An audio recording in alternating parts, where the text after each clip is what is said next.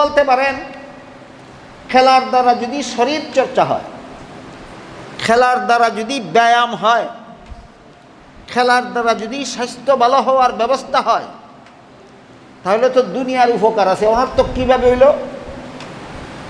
যে কাজের দ্বারা আখেরাতেও উপকার নাই, দুনিয়াতেও উপকার নাই, ওইটাও অনর্থক। খেলার দ্বারা যদি দুনিয়াতে এমন উপকার হয় যে আমার শরীর চর্চা হয়, ব্যায়াম হয়, স্বাস্থ্য ভালো হয়, তাইলে তো এই খেলা অনর্থক নয়। এই ধরনের প্রশ্নের জবাব দিতে গিয়া মুফাসসিরিনে কেরাম তাফসীরের কিতাবে লিখেছেন 3 শর্তে খেলা হালাল। কত শর্তে? 3 শর্তে খেলা হালাল। যেই খেলার মধ্যে 3 শর্তের কোনো শর্ত পাওয়া যাবে না, এই খেলা অনর্থক কাজ। যেই খেলার মধ্যে 3 শর্তের কোনো একটা শর্ত পাওয়া যাবে না, সেটা সার্থক খেলা না অনর্থক খেলা? অনর্থক খেলা।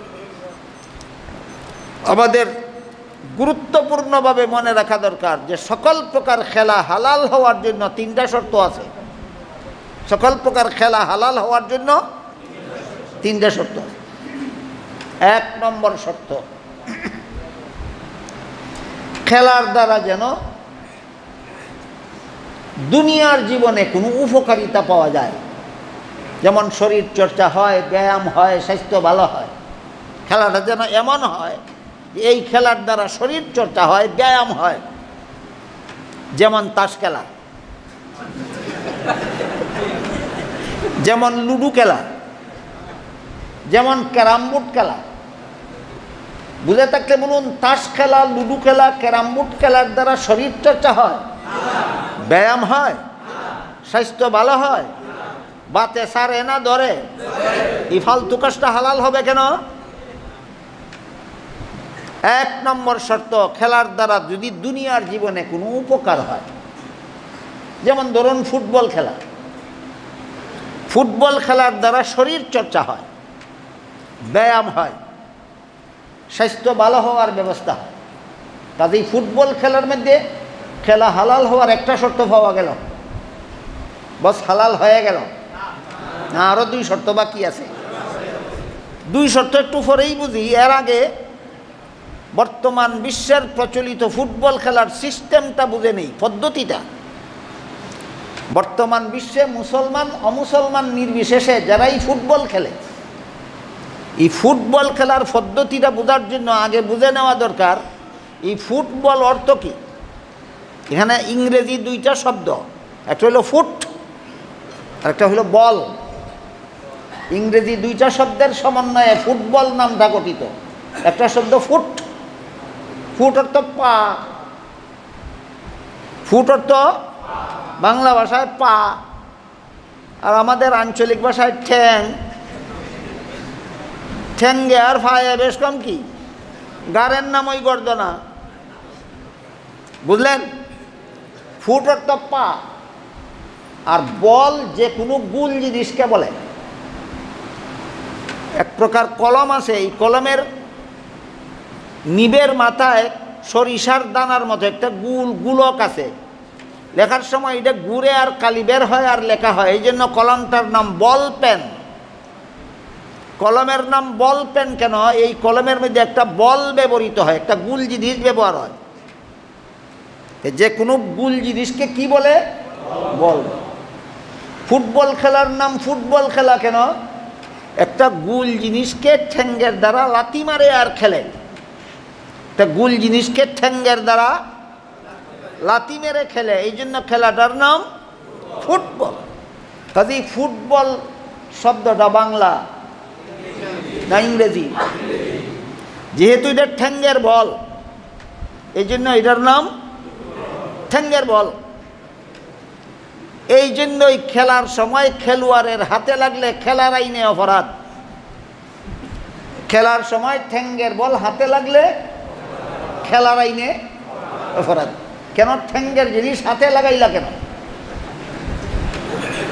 এবার আমি আপনাদের জিজ্ঞেস করি, যেই জিনিস ঠ্যাঙ্গে ব্যবহার করা হয় এটা হাতে লাগলে যদি অপরাধ হয়, মাথায় লাগাইলে কত বড় জঘন্যতম অপরাধ হওয়ার কথা। কিন্তু বর্তমান বিশ্বের প্রচলিত ফুটবল খেলায় ঠ্যাঙ্গের বল মাথায় নিতে পারলে গর্ববোধ করা হয়। ইসলামের দৃষ্টিতে চরম অসভ্যতা ছাড়া আর কিছু নয়। তুমি যদি ঠ্যাঙ্গের বল মাথায় নিয়ে গৌরব করতে পারো, তাহলে তার ঠ্যাঙ্গের জুতা মাথায় নিয়েও বাজারও যাইতে পারো। ঠ্যাঙ্গের জুতা মাথায় নিয়ে বাজারও যাও না কেন? ওখানে মানুষে বলবে অসভ্য। বলুন, কেউ যদি জুতা মাথায় করে বাজারে যায়, মানুষে সভ্য বলবে না অসভ্য? কেন অসভ্য? কেন? তুই ফায়ের জিনিস মাথায় লাগাইলে কেন? ঠ্যাঙ্গের জুতা মাথায় লাগাইলে যদি অসভ্য হয়, তাই ঠ্যাঙ্গের বল মাথায় লাগাইলে কেমন সভ্য হয়? সুতরাং বর্তমান বিশ্বের প্রচলিত ফুটবল খেলা যে অসভ্য ইহুদি নাসারাদের প্রবর্তিত অসভ্য পদ্ধতিতে চালু, এটা ইসলামী আদর্শ মতো চালু নয়। খালি স্বাস্থ্য ভালো হয় দেখলেই হবে না, শুধু শরীর চর্চা হয় দেখলেই হবে না, শুধু ব্যায়াম হয় দেখলেই হবে না, সভ্যতা আর অসভ্যতাও দেখতে হবে। মুসলমান কি অসভ্য পদ্ধতিতে স্বাস্থ্য ভালো করতে যাবে, না সভ্য পদ্ধতি অবলম্বন করা দরকার? ঠ্যাঙ্গের বল হাতে লাগলে যদি তার মাসুল দিতে হয়, তাহলে মাথায় লাগাইলে ডাবল মাসুল আদায় করো, তাহলে ঠিক আছে, পদ্ধতি সভ্য। মুফাসসিরিনে কেরাম তাফসীরের কিতাবে লিখেছেন, খেলা হালাল হওয়ার 3 শর্ত। 1 নম্বর, খেলার দ্বারা দুনিয়ার জীবনে কোনো উপকার হতে হবে। 2 নম্বর, এই খেলা খেলতে গিয়া যেন কোনো হারাম কাজে লিপ্ত হতে না হয়। খেলা খেলতে গিয়া যেন কোনো হারাম কাজে লিপ্ত হতে না হয়। যেমন ফুটবল খেলতে গিয়া যদি হাফ প্যান্ট পরতে হয়, হাফ প্যান্ট পরলে হারাম হইল কি না? কারণ ইসলামের বিধান মতে হাঁটু পর্যন্ত, পুরুষদের অন্য লোকের সামনে হাঁটু পর্যন্ত ঢেকে রাখা ফরজ। হাফ প্যান্ট পরলে যেহেতু এই ফরজ লঙ্ঘন হয়, এই জন্য হাফ প্যান্ট পরে লোকালয়ে যাওয়া হারাম। সুতরাং ফুটবল খেলার দ্বারা শরীর চর্চা হইলেও হাফ প্যান্ট যদি পরতে হয়, তাহলে এই খেলা হারাম হবে। কেন? তুমি হারাম পদ্ধতিতে পোশাক পরেছ। 2 নম্বর শর্ত, খেলার দ্বারা যেন ইসলামের কোনো বিধান লঙ্ঘন করতে না হয়। 3 নম্বর শর্ত হইল, খেলার দ্বারা যেন সংসারের কোনো ক্ষতি না হয়। খেলার দ্বারা যেন সংসারের কোনো ক্ষতি না হয়। ফুটবল খেলতে গিয়া দোকান বন্ধ, ক্রিকেট খেলতে গিয়া অফিস বন্ধ। খেলার নিশা এমন আছে কিনা? দোকান বন্ধ করে ক্যারাম বোর্ড খেলে। কাস্টমার জিনিস কিনতে আসলে বলে অন্য দোকান থেকে নিয়ে যান, আমি অবসর না। তুমি কোন গুড়ার ঘাস কাটো, দরজা বন্ধ করিয়া ক্যারাম বোর্ড খেলে। এই জন্য মনে রাখতে হবে, মুফাসসিরিনে কেরাম তাফসীরের কিতাবে লিখেছেন, 3 শর্ত যেই খেলাতে পাওয়া যাবে, এটা ফালতু খেলা না, এটা সার্থক খেলা।